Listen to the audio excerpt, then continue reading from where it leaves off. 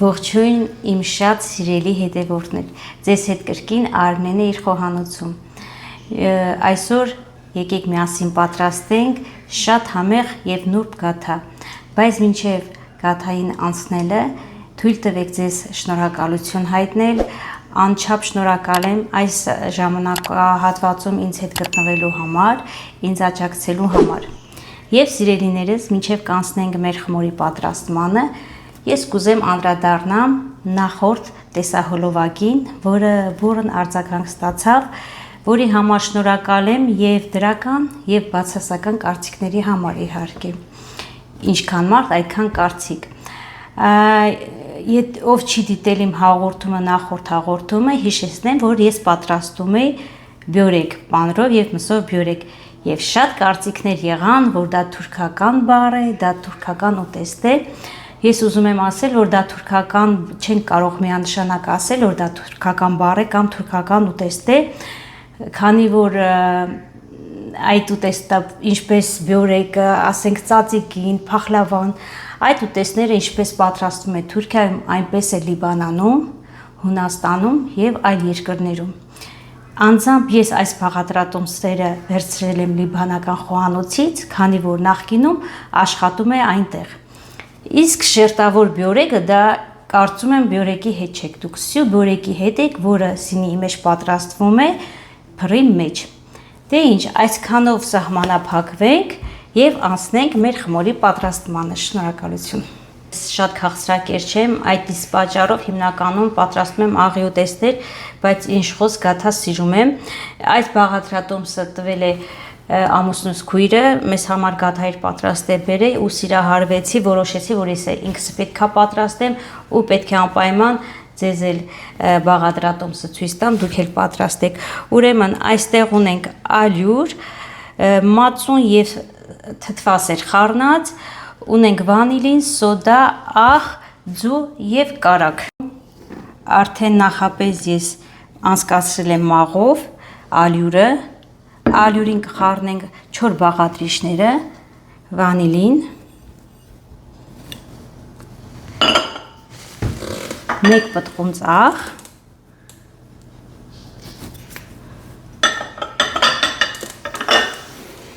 այստեղ կարագը կա, կարագը պետք է խորիզի նման խառնենք, որպեսզի ստացվի ալյուրի հետ միասեռ զանգված։ Դուք կարող եք քերիչով անցկացնել, բայց քանի որ ինձ մոտ կարագը բավականին փափուկ է, ես այս դեպքում արդեն ձեռքով կխառնեմ։ Այսօր նույնպես պատրաստում եմ կրկնակի բաղադրիչով։ Այստեղ սոդան կարող ենք խառնել ալյուրի հետ, կամ կարող ենք խառնել թթվասերի հետ, ինչպես որ դուք կամենաք։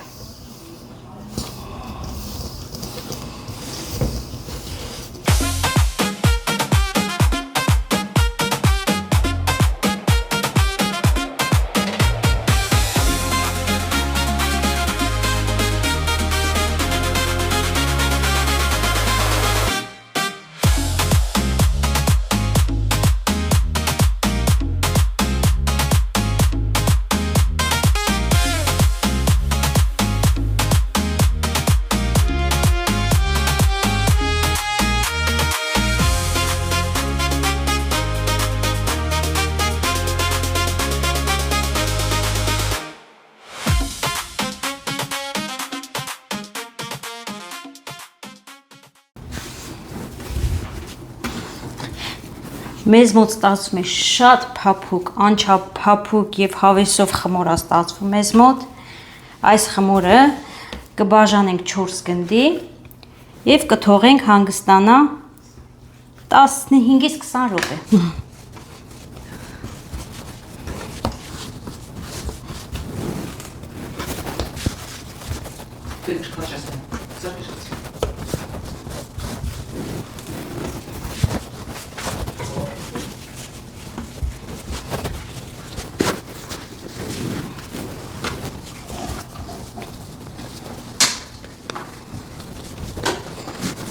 Մինչ խմորը կհանգստանա, մենք անցնենք խորիզի պատրաստմանը։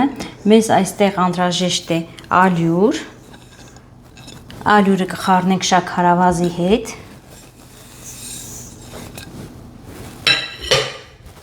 մի լավ կխառնենք։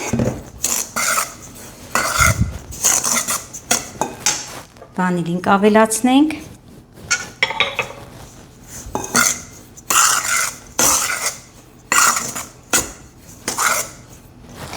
Եվ կխառնենք կարագը։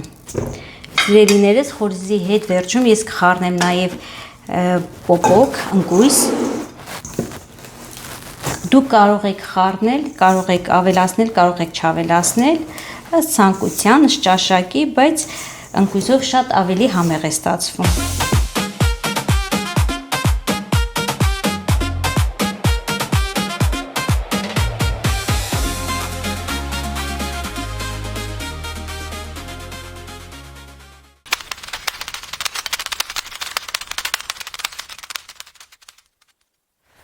Հիմա տեսեք սիրելիներս, եթե ուզում ենք տեսնենք խորիզը մեզ մոտ լավ ստացվել է թե ոչ, այսպես գունդ ենք անում եւ ձեռքով փշրում ենք, եթե չի կպչում խմորը փշրվում, ուրեմն մեզ մոտ լավ է ստացվել։ Այսօր մի քիչ ինձ մոտ ալյուրը քիչ է, այսինքն այս բաղադրատոմսի մեջ ալյուրը մի քիչ ենք լցնում, քանի որ պետք է ընկույզ ավելացնենք։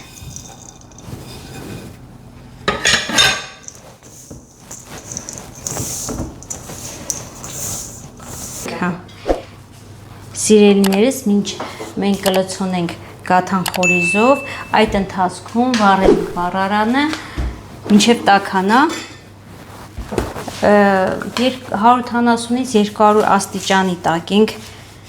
միացրել եւ կթողնենք եփի մոտարապես 25-ից 30 րոպե, երբ որ տեսնենք շատ անուշ, գեղեցիկ կարմիր գույն է ստացվել մեզ մոտ։ Տեսեք ինչպիսի հաճելի խմոր է, անչափ հաճելի, փափուկ խմոր է ստացվել մեզ մոտ։ Ժողովուրդ ջան, խորիզը բաժանում ենք 4 հավասար մասերի եւ 1/4-ը լցնում ենք 1 գնդի մեջ։ Ես ձեզ ասեմ, որ կարող եք դարչին ավելացնել, ես այդքան դարչինի համը չեմ սիրում, փոխարենը լցրեցի վանիլին, դարչինի փոխարեն։ Եթե դուք դարչին սիրում եք, կարող եք դարչին ավելացնել։ Խորիզը լցրեցինք, մի թեթև գրնակով կանցնենք վրայով, այսպես, շատ թեթև, պատառաքաղով կձևավորենք։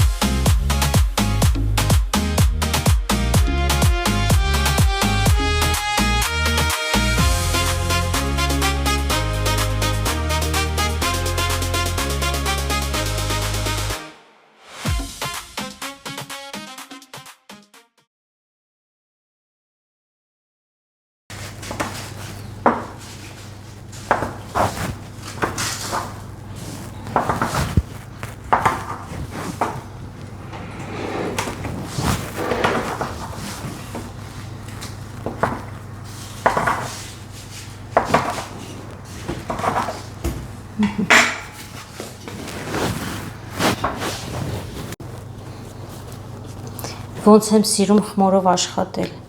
ինքան հաճելի է, անվերջ ուզում եմ աշխատել այս խմորի հետ,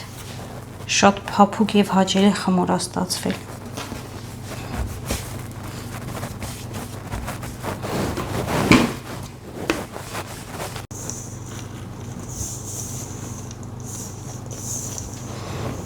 Ժողովուրդ ջան, ճիշտ է, այս դարչինի համը շատ չեմ սիրում, բայց մտածեցի, որ մենակ ես չեմ ուտելու,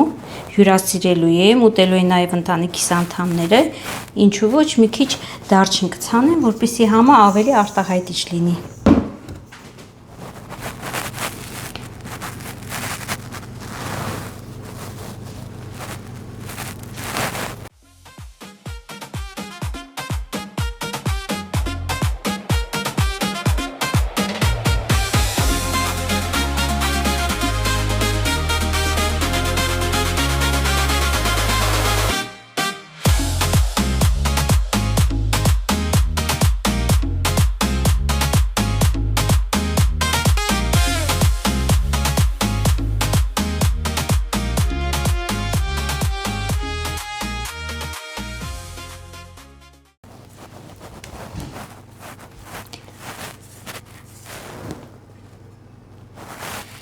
Այս անգամ ուրիշ ձև կկտրատենք,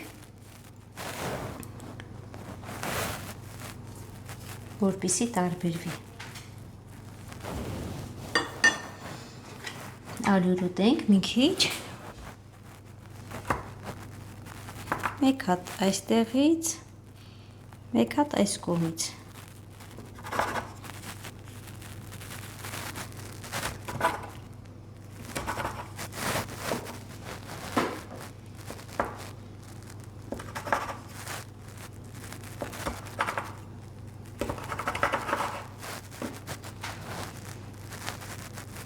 Բայց պետքա խոստովանեմ, որ տարիների ընթացքում շատ տեղ գաթաներ եմ կերել ու ինձ մոտ մանկությունից տպավորվել է գաթան։ Ես ինքս էլ եմ պատրաստել, մայրս էլ, մեր ընտանիքի մնացած անդամները, սակայն այն համը հոտը, ինչ որ մանկությունից եկել է, ինչ որ իմ տատիկս էր պատրաստում, որը ապրում էր Ստեփանավանում, այդ համու հոտը ոչ մի անգամ, ոչ մի գաթայից չեմ առել ու ինձ միշտ հետաքրքրում էր տատս ինչ բաղադրիչներ էր ավելացնում, որ մեկ տան մեջ եթե նույնիսկ մեկ հատ գաթա մնար, այդ բույրը տարածվում էր ամբողջ տան մեջ ու հոտով կարող ենք գաթան գտնենք, որտեղ էր պահված, չգիտեմ ինչ էր գցում տատիկը մեջը, այդպես էլ գնաց ու չասեց մեզ, բայց շատ անուշ էր այդ մանկության հոտը, որը հիմա ես չեմ կարողանում ոչ մի ձև ստանամ։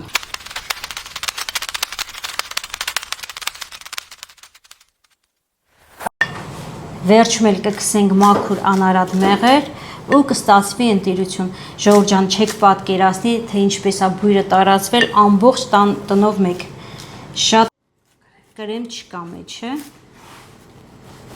Այս շոքերի համար շատ համապատասխան խմորեղեն է։